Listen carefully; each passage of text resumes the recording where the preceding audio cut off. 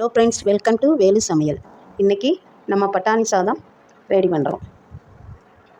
அது தொட்டுக்க உருளைக்கிழங்கு வறுவலும் லஞ்ச் பாக்ஸுக்கும் நம்ம ரெடி பண்ணி குழந்தைகளுக்கும் பெரியவங்களுக்கும் சாப்பிட்டுக்கலாம்.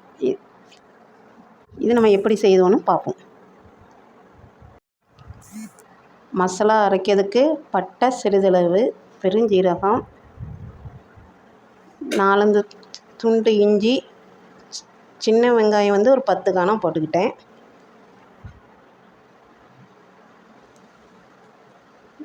வெள்ளைப்பூடு ஒரு 10 எண்ணம், புதினா ஒரு கைக்குத்த அளவு, சிறிதளவு கொத்தமல்லி இலையும் சேர்த்து வச்சு மையாக அரைக்காமல் கொஞ்சம் பிறுபிறுன்னு அரைச்சிட்டு வரணும். உரப்புக்கு ஒரு 3 மிளகா. அப்புறம் குக்கர் வச்சுக்கிட்டு 2-3 ஸ்பூன் ஆயில் ஊற்றிருக்கிறேன். நெய் 1 ஸ்பூன் ஊற்றிருக்கேன். பிரிஞ்சி இலை 1, அன்னாச்சி பூ ஒரு 1, ஏலக்காய் 2-3, ஒரு பல்லாரி வெட்டி போட்டுக்கணும்.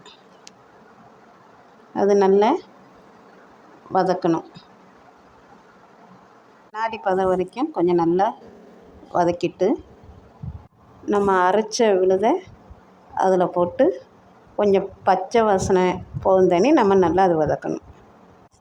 பட்டாணி நல்லா 8 மணி நேரம் ஊற வச்சு போட்டிருக்கோம்.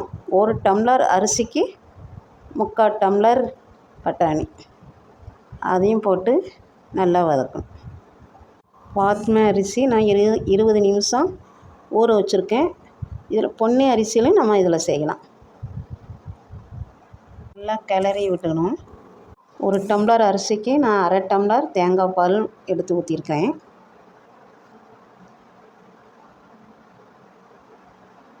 ஒன்றே முக்கால் தண்ணி ஊற்றலாம், நான் 2 ஊற்றலாம். பட்டாணி கொஞ்சம் வேகணும், அதனால் நான் 2க்குள்ளே 1.25 2க்குள்ளே ஊற்றிக்கலாம் தண்ணி.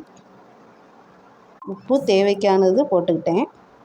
உப்பு இந்த சைஸில் காணுமான்னு பார்த்துட்டு காணாட்டா போட்டுக்கலாம். எனக்கு சரியாக இருக்குது. சிம்மிலேயே 1 விசில் இல்லை 2 விசில், ஒவ்வொருத்தரும் அரிசி பொறுத்து இருக்குது. தயிர் 1 ஸ்பூன் போட்டு அது நல்லா கலக்கி விட்டுக்கணும். பட்டாணி சாதத்துக்கு தொட்டுக்க உருளைக்கிழங்கு வறுவல் நம்ம ரெடி பண்ணுறோம். உருளைக்கிழங்கு நல்லா தொலி சீவி அரை வேக்காட்டில் நம்ம அதை அவிச்சு எடுத்துக்கணும். கிழங்கு அரை வேக்காடு வெந்துடுச்சு, அது நம்ம அதை வடிகட்டிக்கணும். உரப்புக்கு தந்தால வத்தப்பொடியும் கரம் மசாலா பொடியும் இல்லை கொஞ்சம் உப்பும் போட்டு நல்லா கிளறி ஒரு 5 நிமிஷம் அதில் ஊற வச்சுக்கணும். உருளைக்கிழங்க இப்போ நம்ம தாளிச்சு பண்ணதுக்கு ஆயில் 2-3 ஸ்பூனு ஊற்றி விடணும். எண்ணெய் சூடானதும் வெள்ளைப்பூடை 2-3 வெள்ளைப்பூடை நல்லா நம்ம தட்டி எண்ணெயில் வதக்கி எடுக்கணும். ஒரு பல்லாரி நறுக்கி அதோடு சேர்த்து வதக்கணும். வெங்காயம் நல்லா வதங்கிட்டு இந்த சைஸில் நம்ம உருளைக்கிழங்க மசாலா வரையிருக்கதை அதில் தட்டி நல்லா வதக்கி விட்டுறலாம்.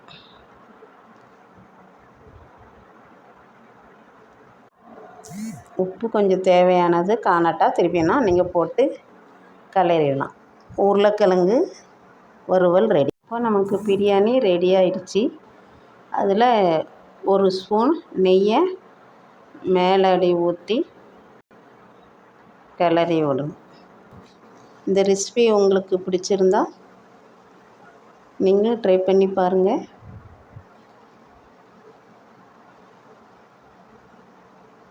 தேங்க்யூ.